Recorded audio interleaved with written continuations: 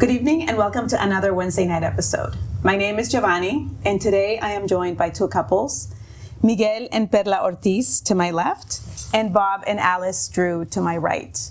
And we are going to be having a conversation tonight regarding marriage and relationships. Why the topic of marriage? Hopefully this will be the first in a series of conversations regarding relationships and marriage.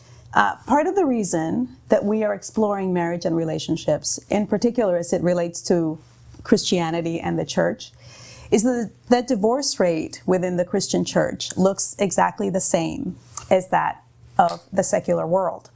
And so I have invited these couples to talk to us about what a healthy marriage, what a healthy Christian marriage looks like by examining their own personal experiences in their marriages. And so we have Alice and Bob, who have been married for 17 years, and we have Perla and Miguel, who have been married 6 months. For 6 months. And so we want to converse with them, we want to talk with them, and just ask them questions about their relationship and how they have worked on their relationship over the years and what has kept them together over the years. So why don't we start actually with you guys who have been married for about 6 months. So tell the audience a little bit about yourselves, perhaps how you met. How did you know that the two of you were the person that you wanted to end up with? Wow. Do you want to talk or? I think you can start. Okay. So Miguel and I met through a Christian association at college because I was part of the Metro campus and he was part of the West campus of the same university. And so we were part of this association and we had a retreat on April 2018, and there we met. There we became friends and eventually something more. But I must say that I think that for us and for me to know that Miguel was the one that I wanted to marry, I think was a accumulation of different factors. His character, I also admired his passion in serving the church, how much he loved his family. So I began to see those qualities and those characteristics that really made me confirm that I wanted to marry him. Yeah. Yeah, I think we were the vivid example of you married your best friend, kind of. And so we had the opportunity to be friends, get to know each other. Yeah. And I think it was at that point when we just changed from just a friendship to a pretty intimate relationship that I discovered, Perla is the girl that I want to be the rest of my life with. And I think that's how we did it. Yeah. Now tell me a little bit about how did your faith play into that question, right? About the other person, whether or not this person was the one for you. What were your questions? Yeah. Oftentimes when we have, Christians get together, as you did, there's a lot of prayer that goes into, the relationship. Definitely. And wanting God to show us whether or not, this is the right person. Yes. It was how much of that played into your decision? Well, that played Everything. Yeah, I would say everything because we met at 2018, but we actually saw each other for the first time in 2015 in another retreat, I must say. And I remember Miguel was part of the retreat and we didn't really get to know each other, but that opened the door for in 2018 when we saw each other again, we were able to recognize each other and we were like, oh, I have seen you somewhere, and our friendship started from there. And I would say that definitely, for me, it was crucial to be with a person that not only was a Christian, but that really loved the Lord and that would give fruit. Mm-hmm. So I wanted to be with a person that would support me in my calling, in my gifts and talents. And I remember that Miguel was that for me. And I would say that really to be able to portray a life with him was everything, and to see that we had the same priorities, and that I felt that with him I could fulfill what God wanted me to be. So I would say that our faith was really like the guideline to start our friendship, to start the courtship, and it dictated also our limits and the things that we wanted to do together. Yeah, I probably will have to say God was all. In reality, our conversations were always centered on Christ. Like it was the cornerstone of every single conversation that we had. Yeah. I think, and going back to that part of praying, I think since I was a college student, my prayer was always, God, I want someone that leads me even closer to you, and someone that actually loves you more than the love it has for me. And at that point, I was a student leader, I was a campus ministry leader, so I was saying this prayer, it's kind of tough, like finding that person. But I found that person on Perla, someone that actually lead me more to God and show me that, hey, she actually loves God more than she loves me. And so that's the person that I want to spend the time with. Yeah. So in addition to the faith aspect, one of the things that I've discovered in just having conversations with other couples is there may be some like difficult conversations as you're making that big step, right? Toward thinking, yes, this is the person that I want to spend the rest of my life with. Things like that can become, once you get married, actual stumbling blocks to a healthy relationship. And so things like, how good is this person with their finances? How, those kinds of things, were those part of the conversation, sort of the more practical aspects of each other's sort of character and values, right? Well, I need to say that with this in particular, I would say that I was very, very strict. Like, for example, friends of mine would say that, oh, don't ask him that right now, just wait a little more. And I remember that on our third date, I asked Miguel, do you have any kind of addiction? And I remember that very early on, I was always clear, and I would always ask him things like, how many kids do you want? And what do you think about raising kids? And I was always very ahead, I would say now, looking back. But I am glad that I did, because that really, from the very early on in our relationship, that really showed me that Miguel wasn't afraid of those conversations, that he really was more than willing to talk about those things. And I would say that it really confirmed to me that we had the same vision. So I asked him about that, about any addictions, about kids. I asked you about his calling, what he wanted to do in ministry, his family problems, and all sort of things I would ask him every day. This is I'm just having flashbacks about all of those conversations. I actually remember, at one point I was like, is she really asking me this? We just been dating for months, and she's already pulling the whole future card order. But yeah, I think those conversations were crucial to our life. I think one of the things I remember the most, it's we just met and we started dating on the process that I was graduating from college and she was moving from her bachelor degree to her PhD. So at that point, career-wise, we started asking a lot of questions. Yes. At first, my plan was graduating from Puerto Rico and moving to, first Portland in Oregon, then after that, New Jersey. And thank God after that I found a job in Puerto Rico, which actually helped a lot. But at that point, our conversations were, we plan, but God is the one that actually leads the path. Yeah. And that's how we got there. Yeah. What was the other thing that... now that she mentioned, I did remember about ministry. Ministry was a pretty interesting topic, because Perla was thinking, where are you seeing yourself in the future? Exactly at what place and what would you do? And my answer was always, I just want to serve the church wherever it's needed. And she's like, no, but I need a really straight question of where do you see yourself? And I remember at those points, we were able to discover that we saw ministry different. But we were able to understand that at the end of the day, we just want to praise the Lord wherever we are. And that way we really make it work. Now, Bob and Alice, now tell us a little bit about yourselves, how you met. What were some of the things that came into play as you were looking at each other as potential future partners?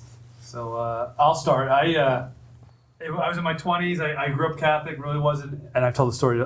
You were already working. You had a profession. Yeah, freshman out of And I college. was in graduate school. Alice was in graduate school. Yep. And I, grew up Catholic, but really wasn't part of the church. Really wasn't going to church. And I served on a jury in Rochester, New York, where I went to college and where Alice is from. And the jury was me and 11 other women. And it was a civil trial. And at the beginning of the trial, all the people have to pass around a microphone and say, a little bit about themselves. So the woman next to me, this woman, Etta, tells us about how her and her family lived in Japan. I didn't know at the time they were missionaries. Previously, we were missionaries in Japan. So I'm like, wow, I started with a conversation with her. The trial's 5 days a week. At the end, she nervously hands me a slip of paper with her phone number and address. She's like, some of the kids from church are coming over Sunday. Your age. I'm like, yeah, whatever, lady. Just kind of like looked at it like, whatever. So You liked Etta. I did like Etta. And I'm like, a part of me's like, oh, what's this all about? So long story short, it was. I went there, and Alice is one of the people we met. I don't think we really initially No. hit it off. No. Because you were kind of mean. I was A little bit. cocky. A little bit, yeah. Who's confident? It was over a silly little thing. Yeah. But at first I'm like, who is this guy? I made some comment that I wanted to go see Mamma Mia that was in town. It was a traveling. I was in Rochester, so there's not a big Broadway scene. So I made some comment that I wanted to see Mamma Mia, the Mamma play. Mia. And Yeah. Bob said, what? Why would you want to go see Why that? would you go see that? I'm like, who are you?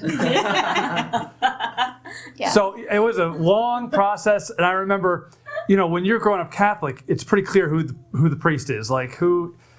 It turns out Etta's husband was the pastor that was in Alice's church since you were like 4 or 5, maybe Second grade. 2nd grade. Yeah. So at one point, I've been over there a couple times, dinner, this and that, and I asked Etta, what does Bill do for work? And she goes, seriously, Bob? He's the pastor. And I'm like, thinking of all these things I said to him that were pretty not pastorally. So, and then that was March of 2002. Mm-hmm. So when you said 17 years, I always think when I hear that number, I was like, wow, those people have married a long time, Yeah. So You fill in the details that I might skip over. I had just finished we started dating in graduate school, Mm-hmm. but Bob wasn't a believer. So that was a challenge for us. We had a little bit of a break here and there. Yeah, we did. Because I wanted to make sure that Bob's faith was his own. And I had seen in my church growing up, I saw a lot of single moms taking the kids to church, and the dad wasn't there. I said, that's not going to be me. And my dad married, my parents were married, but when they started dating, my dad was not a believer. Similar to me, he was grew up Catholic, yeah. But didn't really care about church. He liked my mom, so he'd go to church with her. But he'd fall asleep in the pew. And so my mom would nudge him and say, if this isn't for you, then this is going to be over. So we went through that a little bit. So for about 1.5 years, 2 years, it was a little bit of that. I mean, we really liked each other.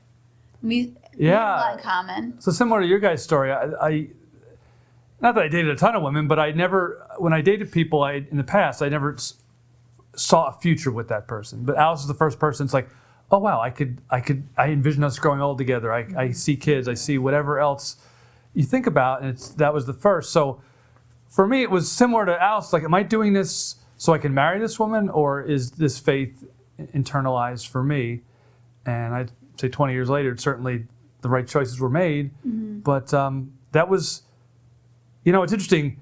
In the secular world, when you're dating someone, it's like, yeah, we're a good fit. Let's get married. It's amazing to me sometimes friends that aren't churched, how quickly they make some decisions, and it's like, wow, this is fast. But I think that from a Christian perspective, I needed to make sure that, similar to what Alice was talking about, that it was my faith was my own, and I wasn't doing it just to enter into marriage with her.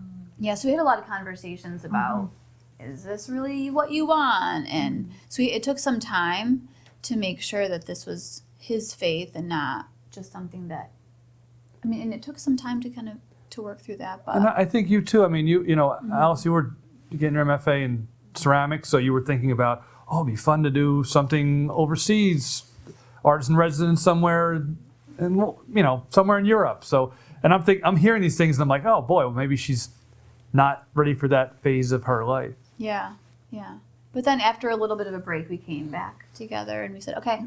Yeah. I just knew, and I prayed about it too, but just wanting to make sure that it was the right person. So were there specific things that you were saying to God, okay, I want to see this in him before I continue to kind of develop, you know, or sort of, you know, let myself go in terms of your feelings, right? Or let it and deepen. Bob was meeting with the pastor and with Joe Sturpey, remember? Yeah. And so Bob was having some pretty hard, serious Bible studies Definitely not for a few months. Definitely dove below the surface. It was like all the questions you want to know, the hard questions, talking about those, discussing those. We did a study of Romans. I remember that. You know, we spent months on that. Yeah. So that was really good for Bob. And then we had other couples that came alongside us that became really good friends and close and kind of discipled us a little bit together as a couple, as another married couple with kids. So we could see what that looked like outside of my family's context and outside of Bob's family context too. And we had, so I guess we can fast forward to, we were married for 2.5, 3 years before we had Henry. Yeah. Henry came along. We were in Rochester. And then to finish this up, that I worked for a small company in Rochester, New York, that purchased a company in Foxborough and one in Gloucester, Mass. So I didn't even talk to Alice, and I pitched, hey, what if I move out to Boston to help the business whatever way I can? And unbeknownst to me, the owner had a daughter going to Northeastern and was selling his condo here in the South End. I had to look that up. I didn't know where that was. So 2010. December, Henry, Alice, and I packed up and moved here to Boston. And that might be more of a jump to, you know, where we have just been, how we met, but those are really big decisions. And I felt like it was really fast. All my friends and my family were in Rochester. I had a full-time teaching position. My dream job was there. But I felt like for Bob, I mean, he made more money. And it was a really good job opportunity for him. And so we just decided to go. And looking back, I mean, the opportunities here professionally for both of us, I'm nothing against Rochester, New York, but it's not the same job economy here. It's not the same pay scale. It's all those things that go along with it that, like some of the projects we work on now, or some of the, you know, how you're working at BTA. It's and just God, how he orchestrated all those details of us moving with our daughter. Where I'm teaching now. I mean, we had all sorts of, the fact that we're in Boston with all the medical resources and services here. Yeah, so one of our children needed some serious medical attention early on in her life. So the fact that Children's was Boston Children's Hospital is a mile away, that's what a blessing. Yeah. You know, lastly, I was telling the kids this the other day that there was a time in the late 90s where Alice and we figured out we were like living 10 miles apart and didn't know it. Alice was going to Houghton College. I was working in Arcade, New York on a co-op. And I drove past the campus of Houghton, you know, on my way back to Jersey for Christmas break. You know, you always wonder, like, I wonder if we ever passed. We were at a concert at the same time. Yeah, we figured out. Yeah. We were at concerts at the same time, maybe a row apart. Yeah, that's right. Yeah. That's right. Mm-hmm. Yeah. But you guys had sort of slightly different experiences. So, you know, with Alice, Bob still was sort of developing his faith. And then both of you, when you came together, you had very strong, you know, faith and then came together. And so what I would love, I guess, at this point, especially if we have people who are watching who may be kind of starting in a relationship, maybe similar to what Bob and Alice had, or maybe similar to what you guys had. You know, I would love to hear maybe some tips that you can provide to young couples. And, you know, later on, maybe we can, as we continue in the conversation regarding marriage and your married life, but even before kind of getting to that point where you're actually in a married relationship. So those critical, sort of important first steps that people need to kind of keep in mind before they commit to someone, because part of trying to prevent, right, divorce is making sure that the person you're making the commitment with is the person that the Lord has for you, or this is the right person that you should be with. I would say that my tip will be to keep in mind the biblical characteristics of how a husband or a wife should be, because in my experience, I see a lot of people our age that they try to put, this isn't bad, okay, disclaimer, but they put a lot of signs to God, like, if this person does this, then I will marry this person. Or if you need to talk to me about this person, and God, reveal me. Yeah. And those things aren't bad. I believe that obviously God speaks to us in a lot of ways, but that can replace the biblical characteristics, because that is the first revelation of God we have and the most secure, like Peter says. So for us, it was like really. With Miguel, even though we were, yes, both Christians, and he had been for a couple of years a Christian, he was still in a process, just like me. We weren't perfect. So for me, it was more like, is this person enoughly mature to want to keep growing in his faith, or is he just, I don't know, like very laid back? I was very, very intentional about that. And I always, when maybe doubts came to my mind, and maybe I would start fearing something that might go wrong with him, I would always go back to the Bible and read, like, what do I need to look for?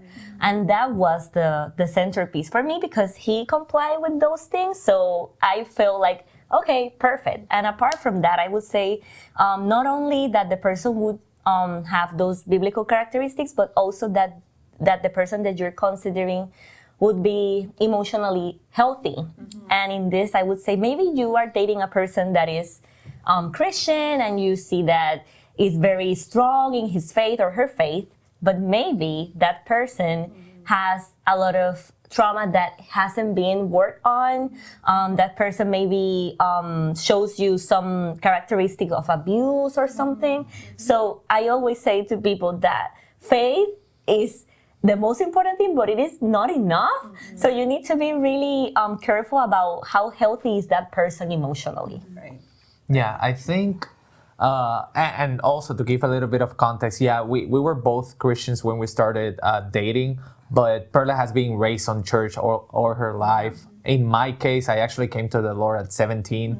And at the point we met, I was still so I was already growing a lot, but obviously I still had some liberal mentality on my type of Christianity. And those were things that we continue growing and we continue working on it. Those were some of the hard questions. Those were some of the hard questions we worked with. Yeah. But if I had to summarize any advice that I will give, I will give it on this same order. First, make sure you're following the Lord. And I think importantly, there's two, and I think this is the order I would put it. There's two things that for me are the most important things in your life. The first is following Christ. And the second is, who are you going to spend your whole life with? Those are the most important questions. And I think that's the order that you should answer them. I think for a couple to be robust, at least on my terms, first follow the Lord. And as Bob said, understand what is following the Lord. It's not, am I doing this for another person? Am I doing this to please someone, or because I want to get something out of it? Make sure that you're doing it for the right reasons and it's only for Him. Second, just think, and I put it always on this term, just think about careers or education. You spend probably 20 years preparing for a career and then starting on that career, and if you expect that in 3 months you're gonna have everything ready to then have the rest of your 50 life with someone, I think it's kind of tough seeing it that way. So you should prepare. You should take the time to prepare as you're doing it for your studies, if you're doing it for any other hobby that you have in your life, prepare to have a relationship, prepare to be the person that someone is looking to have in their life. And I actually like a verse on the Bible. It's on Proverbs. And sorry, I know it on Spanish, so I know it says like, you prepare the horse for the war, but the victory is given by the Lord. So I think that's how we live our relationship. It's like we need to prepare for everything, but at the end of the day, don't forget that even our preparation is not enough because it's the Lord who guides us. I think that's my advice. And I want to say two other things that just came to my mind. The first one is that I always advise people that, for example, with Miguel, like he said, he came to Christ at 17. I was raised in church. So I was a very church girl, I would say. He wasn't, obviously. And he had some things that now I look back and I laugh at them, but they were genuine questions that he didn't have an answer, and that he still needed to have like maybe discipleship or help with them. But I saw in him that he was willing to seek counsel, like he was willing to seek advice on those things that I didn't agree with, and I was like, well, we need to figure out if we agree on these things before we become a couple. So that thing, and that you don't maybe what's the word, that you don't cancel a person just because you don't agree on things. Work through them to see if you eventually come to agree on them. And the second thing I would say is that for me, I had a lot of maybe fear from past experiences. And you know that sometimes people say, oh, if it doesn't give you peace, it isn't from the Lord. But in my case, there's a very fine line between your emotionality and the spirituality. And maybe you say, oh, I don't have peace, this isn't from the Lord. Maybe it's your own trauma, your own past experiences that are like putting like a very red light, but it's you, it's not the Lord that is giving you that fear. So you need to differentiate between your own fear, the really maybe advice that the Lord is giving you, and to not cancel someone because of little things that you can work on. Yeah, and through that line, I think every relationship should understand that your relationship is unique. There is truth in that you can get counsel and advice from other people, but even their experiences are not going to be the same as you. They don't have the same background as you. They don't have the same experiences, and they probably don't see life exactly as you're portraying it in your mind. So always get advice and counsel for everyone else, but don't think that if you have any block on your relationship, it's the end of the world. Like you're going to have some experiences by yourself, and believe in that uniqueness to help you. Yeah. What about you guys? What advice would you give to young people or young couple kind of trying to figure out whether or not the person they're with is the right one? You had said earlier that unfortunately statistics for Christian marriages are about the same as they are in the non-churched world. I'm always amazed at how people, marriage is kind of under attack, at least in the United States here, in terms of the value of it. I'm always amazed that people, you had said, Miguel, that you spend 10, 20 years getting your education, you invest all this time and effort. People will move in and buy a home before they get married, or purchase a car or a boat, all these adult things, so that they're acting like they're married without marriage. And I always think it's interesting that it's like the disposableness of it, that it's almost like that's just something else we do. We're living together 10 years, we're going to finally get hitched, and it's like people spend a lot of time thinking about what their next car is going to be like, but maybe not as much time what their life mate is going to be like, and what qualities you want in that person. Yeah. I think communication is really important for us. And I'm the type of personality that likes to fix things. If something's not working, I have to figure it out and fix it, and let's address it. I've never noticed that. No. And so I don't, and it's biblical that don't go to sleep, don't go to bed, don't let the sun set on your anger. And so if there's anything that we have to talk about or work through, we talk about it before we go to bed. And a piece of advice is not necessarily biblical, maybe there's a proverb about it, but my mom mentioned this. She said, if it's over 2 weeks old, don't bring it up anymore. You've had plenty of time to work through it. Don't. That was your opportunity. And so maybe it was 3 weeks, but I try not to bring anything up because it doesn't do any benefit. You have opportunity to talk about it. And I think we've done a good job of trying to work through those things. Yeah. What's interesting, sadly, I don't think these people, maybe they won't watch this, but when Bob and I were thinking about getting married, two of my best friends left their husbands, or one of the husbands left her, and then my other friend left her other husband. So these two Christian couples separated right as we're trying to think about getting married. Yeah. And that was hard for me because Bob, I didn't know if his faith was really his, and I thought, oh goodness, I have to make sure that this is the right thing. And so Bob and I, we spent a lot of time together with other couples who are married, with kids, and kind of talking through a lot of things, a lot of questions, working through some things, and praying about it too. We had a lot of support too. So my sisters were all kind of nearby. My parents were nearby. My parents are a really great testament of what good Christian marriage is. Definitely. They were Sunday school teachers for 30 years. My mom played the piano. They were Awana leaders for probably 30 years too. Yep, right. A good example of, and Alice's three sisters, they've all married their Christian guys. Two of them went to Houghton College. Mm-hmm. So I just think of that. Not that there's a legacy that your mom and dad leave, but that that commitment to a Christ-based family really shines through.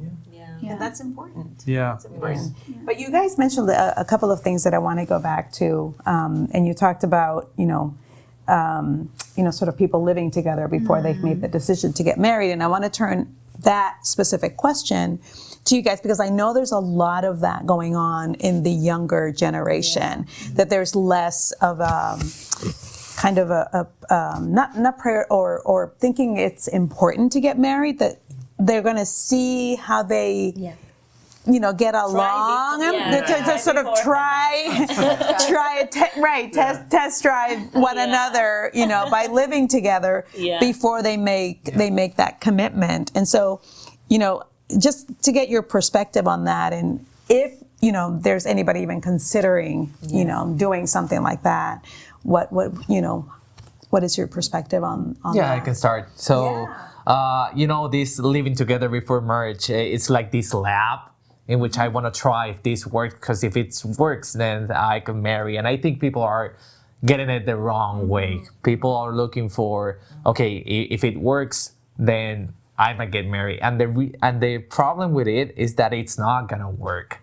And the reason it's not gonna work is because you're not putting any dedication or you're not giving the commitment that you want. And we are the real example of it. Like, we didn't live together, we did it the right way, and when we got married, when people are saying like it's gonna be difficult adapting to the same environment, living on the same house, for us it has been completely easy. Like, we have enjoyed this time. It was like we were living together all life. Like, it hasn't been an issue at all.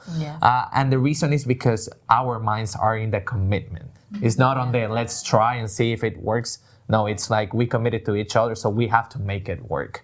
And I think that's the issue that our generation is getting wrong. It's like, let's try and see. And if you try something and you're not committed to it, it's not going to work for even if you try. That is my piece of it. Yeah, and I agree. I agree with that. And I must say also that I believe that our generation is very characterized by the lack of commitment to any lifelong partner, to a job, to having kids. Like, that's our generation. And I believe that has been very, very influenced by, sadly, bad examples that we have had. Like our generation has seen like the most high rates of divorce. Most people of our generation comes from divorced parents. So we have seen a lot of things gone bad. So I believe that when our generation goes like, oh no, we must try, let's live together sometime, it's because they are afraid, because they have gone through the pain, very probably, of seeing their parents get divorced, of seeing how the family gets very divided because of these issues. So when people say, I don't want to have kids, when you actually ask them why not, most of them tell you, I don't want to bring a kid to the world to suffer.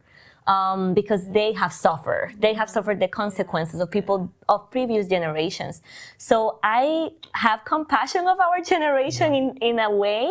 And I must say that because of that, if you really want to follow Christ, if you want to do family as God says in His Word, you must heal first. You must be an emotionally healthy person so you can see yourself in a marriage with kids if you want them, doing life together without being persecuted by those bad experiences of the past. So that for me is very, very important because most people are just trying to avoid getting hurt. Yeah, along those lines, I would say that a lot of people want to play adult without the commitment. So I have a friend that one time we went out to lunch, some other coworkers, and they weren't churched or whatever. Her and her husband lived together for 4 or 5 years before they got married, and it was so sad. She said to me, she's like, you and Alice aren't going to move in together? I'm like, no. She's like, no. And time goes by, and she goes, honestly, we lived together all that time, and then when we got married, nothing changed. And I was like, oh, that's so depressing. Like our generation, like you need to leave, all your needs must be met immediately, and there's no putting off, something that you look forward to. So it's like moving in is just another example of that. It's like, oh, let's just do this. This is the easy thing to do. There's very limited pushback from doing that nowadays, but and it really takes away. I think of that first week that we were home, and Alice and I are just doing our own thing, and I'm like, I don't know, reading a book, playing video games, and Alice is like, oh, we're just gonna sit here in the house. Like, hey, what's doing? I don't know. Reading. I'm like, okay, all right. Because when you're dating, you don't do that. You would never just like, hey, I'm coming over to ignore you. Yeah. There's always a reason. You go movies, dinner, whatever it is, or hanging out with friends, or Yeah. I think along those lines, the fear, I think that's a fear of not being trusted. Yeah. And so I have to trust that when Bob is out with his, friends, or we don't really do that so much anymore, but when we go out or you're out with your colleagues or he's committed to me. Yeah. I'm committed to him. Mm-hmm. And we made that commitment in front of our family and friends. And that's something that we just trust each other. And that's why we had no problem getting married. There's never been a question of whether or not we were going to get married, or we certainly didn't move in together yet. And of course, it didn't even cross my mind.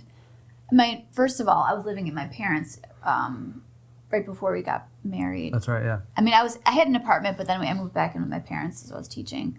And I couldn't imagine, I'm going to move in with Bob.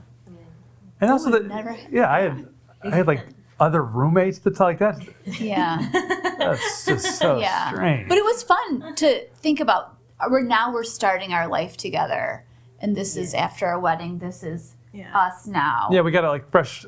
Before you're married, we got this nice, cool, big apartment, and I lived there first. Yeah, maybe a couple months. Yeah. Something like that. Yeah. And it happens too with sex. Right. Not only moving, our generation is no, you need to try sex first. You marry that person to know if you're compatible with that person, right? That's what they say.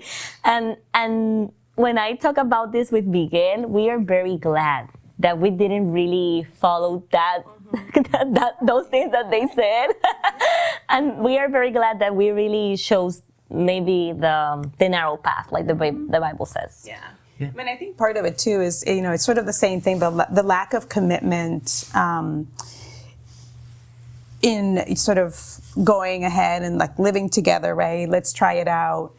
It's also sort of permeates that same kind of mentality in the marriage, right? So as soon as things don't go smoothly, it's like, oh, I guess this was a mistake, and let me start over again with somebody else because obviously I made the wrong decision, And so I think part of it too, right? Is sort of it's not just sort of the general relationships, but also once you've made a commitment of marriage, it's sort of a very kind of tenuous. There's nothing kind of behind it, So I don't know if you guys have seen that, and they're in kind of marriages or friends or people who not get a firm married. foundation. Right. There's no firm foundation. There's just not that commitment. Yes. I think part of it too, for both of you, right? It's like you're married to each other, but there's also the commitment that you've made to the Lord to stay together, right? Which I don't know if it supersedes in many instances, right? It's like, okay, this isn't just about us. Yes. This is also something that we committed to in front of God. Yeah, and then when you bring children into it too, we have 3 kids, and if one of us were to do something that outside the marriage, and think about what it does to the children. I mean, that impacts them for generations. But it Potentially. impacts everyone. Yeah. Everyone that you know, everyone that you work with, even the family of people that you work with. So that is one thing to be really, really cognizant of. And it's so much. That would start with just your thought life. So it's never just out of the blue. It's always with your thought life. And so making sure that we're grounded in our faith, committed to each other, in God's word, praying, fellowshipping with other believers, being encouraged by other believers. That's like this hedge, that you kind of have around your family to protect you. Well, and think about your testimony too. Yeah. I won't go into details, but I'm thinking that what you and I were talking about a couple months ago about some people we know, and it's like, that is a crazy story. That is so sad. Yeah, we have a friend who has a terrible story. Yeah. But anyways, I think about, it's just like driving around with the Boston Trinity Academy sticker on the back of the car. Like every time I honk or yell at someone, it's like they're like, oh, a nice little Christian church little school there. Good for him. Yeah. So that's my testimony. But similarly, as a married couple, I mean, we've known couples in the church, and it's like people are devastated when the marriage goes south, or even more strangely, they put this facade up like everything's fine, and then 2 weeks later they're getting divorced. You're like, oh my goodness, everyone is shaken to the core, married or not, that like, oh my goodness, this seemed like the prototypical Christian couple. This is, if they can get a divorce, And I think when those things happen, we need to go back into the commitments. And I think we probably as a church and as the body of Christ, we have done, and just as general people, we have done the mistake of putting wedding vows as just a protocol from a wedding. And we just see it on the movies, we see it everywhere. And we kind of like normalize vows. And at the end of the day, it comes to vows, and the commitment of a marriage. I remember when we were going through that premarital curses, the pastors say that dark night of the soul is going to come from everyone. And we still discuss, at this point, we're living the best months of our life. But we always talk about there's going to be a day in which it's not going to be flowers. It's going to be pretty dark.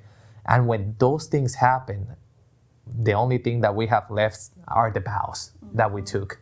And those are the centerpiece of our marriage. When we go in front of God and we say, hey, because it's easy saying I'm gonna love you on the really beautiful times.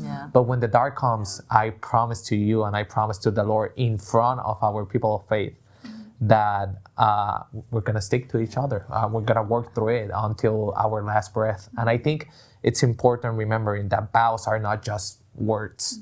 It's a pact that you're doing, and you need to keep accountable for it. And I'm glad that you mentioned about the movie thing, that we see that in movies, because I think that one of our one of the cancers of the generation that we are in is that people, I will talk about Christians because we don't control what happens in the world, but I feel that Christians really don't have a biblical mindset. And I will go back to the Bible again because when we talk with young people, many times they have a wrong perspective about what marriage is.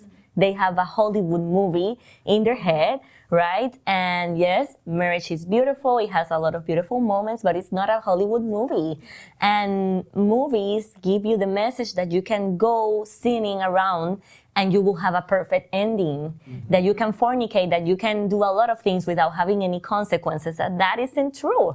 And when we talk with people, they would say, no, because I have this in my mind and I want this and I want that. And when you ask, but that isn't biblical, where are you basing that, right? So we don't have a biblical foundation on what does God says about marriage, about family, about how we should live our lives. And I think we have to part from that to really know what a commitment is, because God was the one who showed us what a commitment is. Yeah, and same thing. I think Hollywood does a great job about portraying that wedding day. But they never portray what happens after. Like it's just you just go out of the church and everything is beautiful. But what happened next? And I think go ahead. And what I want to say is most of the time when they are portraying marriages, they're very dysfunctional marriages. Sort of, it's always like very bad. Right. Yeah. the guy's attracted to somebody else, or they're always bickering, or there's unhappiness. So very few marriages are actually healthy marriages portrayed by Hollywood. Yes. And so those are the examples that a lot of people out there have of marriages. I think too, you look at the actors and actresses, I always laugh when it's like they're on set together, there's some love interest, and all of a sudden they're married in real life, and then they, 6 months later they're getting a divorce. And it's like, when I was first married 6 months, I'm like, what could possibly happen right now? We're like, man, this isn't cutting it. But it is that fairy tale that everything is hunky-dory and we're so physically attracted to each other. You need to make me happy. Yeah, exactly. And sometimes, we all get older, things happen. It's that newness of it all, that eventually goes away. So there's got to be the foundation of Christ-centered that's going to allow that to flourish and enter its second and third phase of the relationship. And you had mentioned earlier, maybe this was before we were on camera, about that so many people say marriage is really tough. Mm-hmm. Marriage can be really, really hard. And I thought, it's really not hard. I mean, we disagree on things from time to time. But even when we disagree in front of the kids, so don't fight. I'm like, oh, this is not fighting. This is just disagreeing. But it's good for them to see us, how we work that out together. We just close the door, everything's fine. It's good for them to see us work through that. But marriage is not hard. Like, I think we have fun. I think some for the phase we're in, we have kids that are under 20, still in high school and under. I think just the day-to-day life is what is stressful, right? Like Alice goes to work early with Henry. I got to get the girls up to school. Sometimes I have to go to the office, and you come home, and Alice and Henry are doing something late, and all of those things. But that's just part of, this is a phase in life. I know at some point I'll long for the time when all the kids are screaming and wondering where dinner is, because Alice and I will be in an empty house by ourselves. So I appreciate that. But I think that, for someone like you guys, it's new that isn't a stress on your relationship. But there's other things that are going on, your careers, you're trying to make sure those are going along. So I think it's just different phases, and you have to kind of prepare yourself for the ebb and flow of the next, 50 years on this planet you have together. And I think ultimately you just have to be on the same page. Because when you have, it's not just, even at first, it wasn't just us. I mean, I had my family. It was still very close. Bob had his family. And even within our families, extended families, there are things that happen. Things you have to work through, things you have to talk about, how you share certain responsibilities that are taking care of parents or sibling issues, how you work through those things, whose side are you on, is there a side, is there not, how you work through some of those things. And putting us first, our family first, was a big thing that Bob had to do a couple times. Like, I can't make any decisions with you couldn't make any kind of decisions for your family, like. But you, like, Yeah. we have to take care of us to make sure we're okay before we start making decisions. Prioritizing. Especially as parents get older and maybe there's medical issues, it's like, okay, yeah, we need to assist this situation, but I got to make sure that there's food on the table and clothes on our back before we make some commitment to somebody, housing or a car or whatever it may be, I always say to Miguel that for me, marriage is like a day-by-day job. You work every day to do your best at marriage, and you need to be intentional. And I believe that when you put the marriage as a priority, everything falls into place. When you put other things before your marriage, very bad things can happen. So to always remember that your spouse is your priority and not anyone else. God, your spouse, then everybody else. And I believe that you were saying something that I wanted to comment on. It was about putting your spouse as a priority, but also remembering that when the hard times come, that they will come, God has made provision for that in His Word to guide you through it. No, and good that you touched that point. I think we should always remember the order of priorities. First, our relationship with God, that goes. And then after that, it's our family. Yeah. And from our family, my wife, in my case, wives and husbands are the most important thing. And then everything else, like if you change that order, things are gonna go wrong. Yeah. And we have seen it, people that put ministry before a family, people that put different stuff. And it's not that it's not important. Ministry is important. Their kids before the marriage. Their kids before their marriage, their work before their marriage, their family before their marriages. And it's all gonna fall apart because it's not the right order. All of these things are important. They are. But you should put it on the right order. And something that we mentioned, like there's gonna be a lot of stages in life. And as I did, and I mentioned on the beginning, it goes back to first, the two things that I mentioned, priority with God, and then after that, remembering that the decision is for the rest of your life. So you need to choose well who you're going to spend all of those stages with, because it's going to be a pretty crucial player on all of your decisions. And it's not about being married for a lot of years. I always say this to Miguel, it's not about being married for the rest of your life, but being married for the rest of your life, but to have a marriage that is worthy. Because you can be in a marriage for the rest of your life and you are very unhappy and you hate the person and you don't want to see him or see her, because I have seen those marriages. So it's not about living in the same place for the rest of our lives. It's about having a good marriage. That should be the priority. Finding joy in being with the other person. Yeah. But priority is something as I was preparing for this conversation with you guys, I was doing a little bit of research. And that intentionality and making your spouse a priority was a critical factor to a healthy, successful marriage, and a marriage in which both partners, right, are being fulfilled. Yeah. And so how do you guys kind of prioritize one another? Now, you don't have kids, so that's a lot easier, right? Yeah. But are there specific things that you guys do with one another to let, Miguel know that he's the number one priority, and Miguel to let Perla know that she's the priority in your life? So even though we don't have kids, I am in graduate school, so I am very busy. That's a kid by itself. Yeah, that's a kid. That's my baby right now. A very long pregnancy. Yeah. But I would say that with Miguel, we always try to have dinner together. And we always try to have, like weekly or every 2 weeks, we try to have a formal date, like to go out or to do something together, to have quality time, and to always pray together every day and read something that would edify us as a marriage. Yeah, I think it's on making sure you do at least an activity daily. For us, it's just like sitting together and eat. It doesn't happen every day, but we try to make sure that we do it. Yes. Same, we have our dates, and I think that's really important. And I think what I always say to Perla, everything it's on the minor details. It doesn't have to be a really big day. We don't have to go to a really fancy restaurant. No. It's just a matter of taking the time and during the week trying to do something, even if it's little. Like Seeing a movie. Seeing a movie. I always remember, maybe if I don't have money for flowers, at least one rose. One rose is a lot cheaper than the whole bouquet.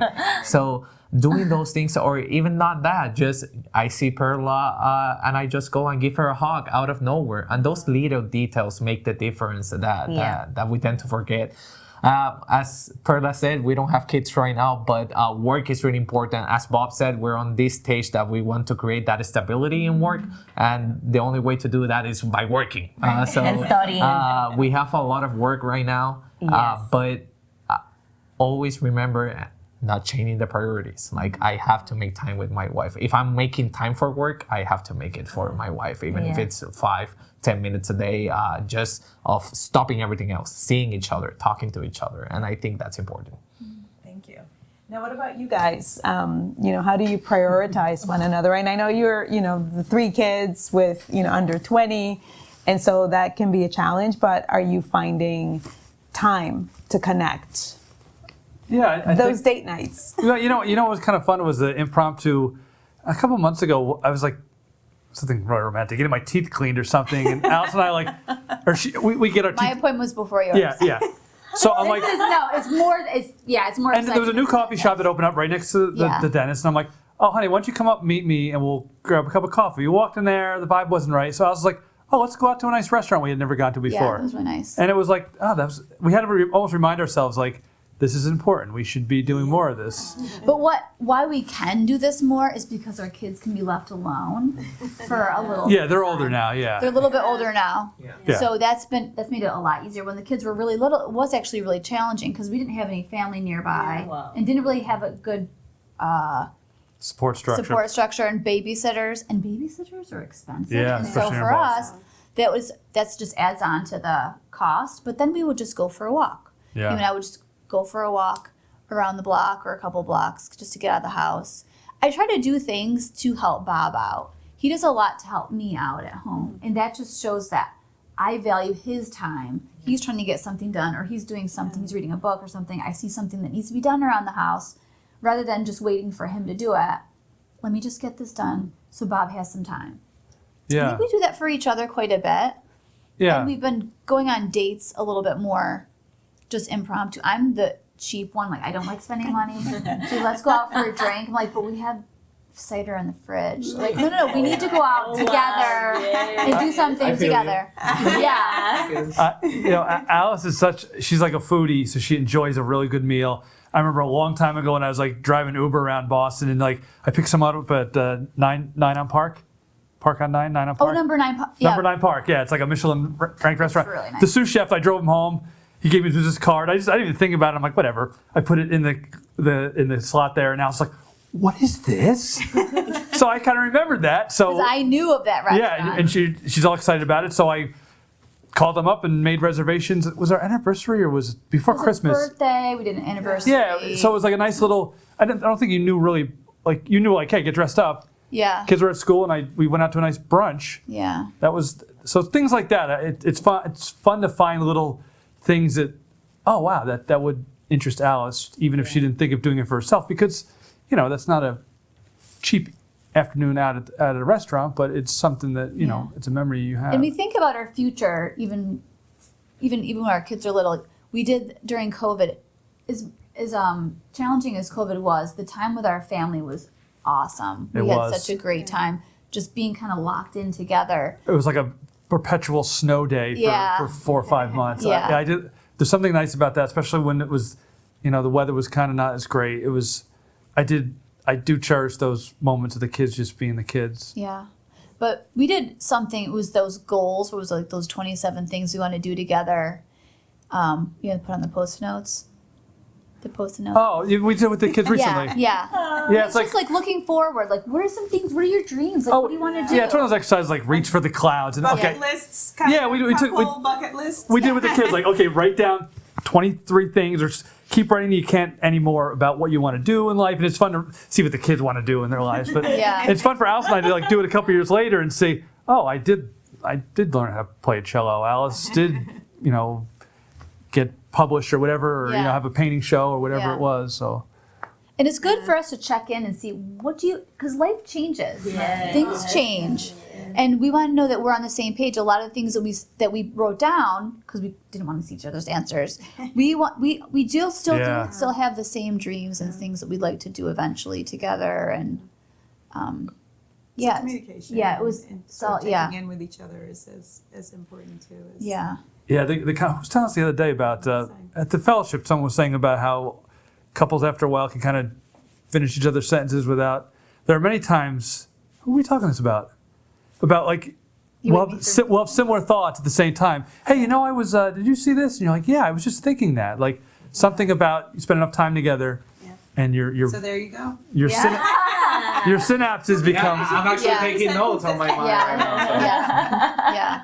Who was that? Anyways, But so much of what makes it work, it's not just that we have things in common. It's not just that we both love to travel and we're interested in some of the same shows, but there are certain things that I have to make an effort to find out what interests him. Because I don't want him off just solo trying to find this part about himself if I don't show any interest. I'm not totally interested in trains. My husband loves trains. But if I see a beautiful painting by Monet, I'm like, Bob, you've got to see this painting. It was of a train or something. But there are certain exactly. things that I have to make an effort to be interested in what he's interested in. yeah, yeah, And also, it's just that it's not all about me. I can't make it all about me. Right. And yeah. Yeah, and it's one of the things that I also, again, in doing a lot of the research for this, is, date nights were important, sort of novelty and trying new things together. So it sounds like you have these items, right, that you want to try and do, and some that you have and some that you have, but the idea that trying things together, even if you're not exactly crazy about what they're trying, but making that commitment, right, and investment into something that he loves, or even him investing in something that you love, is also a way to build the closeness that's necessary as you're progressing in your marriage, right? Because it isn't always going to be like roses and, my heart beats whenever I see you. It's like, his feet and all these like things that you're in love with. In the beginning, they're like, oh my God, his feet are horrible.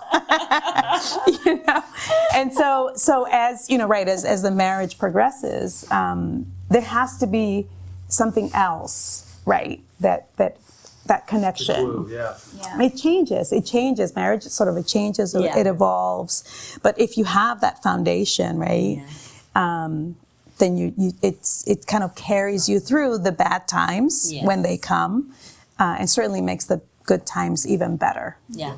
I would say that foundation of Christ gives you a common level playing field in terms of seeing eye to eye. And if you believe in the Bible, you believe in Jesus Christ, you believe what's written there, it's going to give you that commonality on a lot of different subject matters that you wouldn't have otherwise. I see couples that are maybe politically they're opposite ends of the spectrum.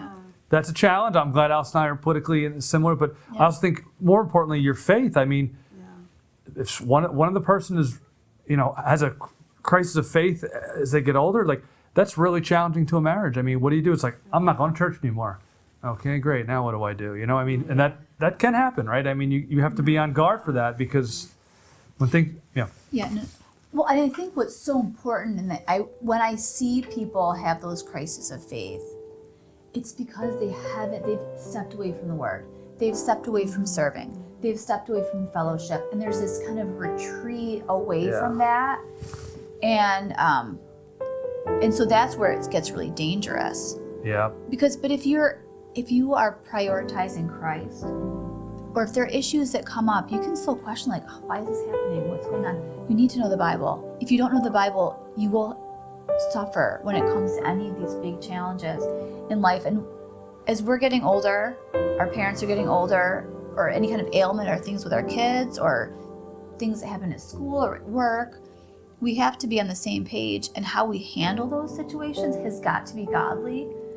And I pray every morning that no matter what happens, let me have a good attitude about this, no matter what happens, and that all my decisions will be godly, my interactions will be godly. But I think if we can just remind ourselves every morning to do that, our interactions will be Christ-like. But it's this constant, like we're continually in prayer, right? We're supposed to be continually in prayer throughout the day. I always think back to, when a child is sick or a parent is sick or there's some other car accident or something catastrophic happens. I don't know what people that aren't Christ believers do. I don't know how they handle those situations without losing their mind, because when our daughter was really, really sick in the hospital, it's like really puts things in perspective, but you've got that foundation of, okay, I know what's happening here. I can have some appreciation, but without faith in your life, I don't know how you would approach the situations and keep your sanity. And this has been an amazing conversation. I didn't even get to most of the things I had on my little note cards here, because it's been such a wonderful conversation. But it is going to be part of a series. But you've heard from Alice and Bob, who have been married for 17 years, our long married couple here. And you have heard from Perla and from Miguel, the new couple who's been married, and sort of their perspective on both kind of how you enter into a marriage relationship, and with them, how you maintain that married relationship. And so just to kind of recap, right? Some of the important things before you enter into the marriage relationship is to put God first, to ask those questions, to really evaluate the fruit of the person that you are entering into a relationship with. Are they showing that the fruit of the Holy Spirit?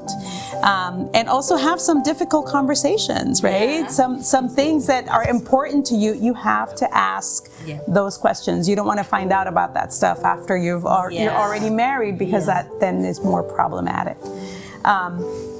And with Alice and Bob, I love this idea of intentionality and trying to spend more time together and communicating with one another. And I think you saw right through the camera what a wonderful relationship they have with one, sort of finishing each other's sentences, as Bob said, but keeping God at the center of their relationship, and having prayer being such an integral part of what they do each and every day. And so we are going to continue talking about marriage and talking about relationships. There are so many other things that we need to cover. Again, divorce is creating there's the repercussions of divorce on the children, on the adults, in society. It has just impacted every aspect of our world. And as much as the church, our church can do to keep our marriages together, that is what we're going to try to do. Yes, amen. Thank you so much for joining us. God bless you, and we'll see you next time.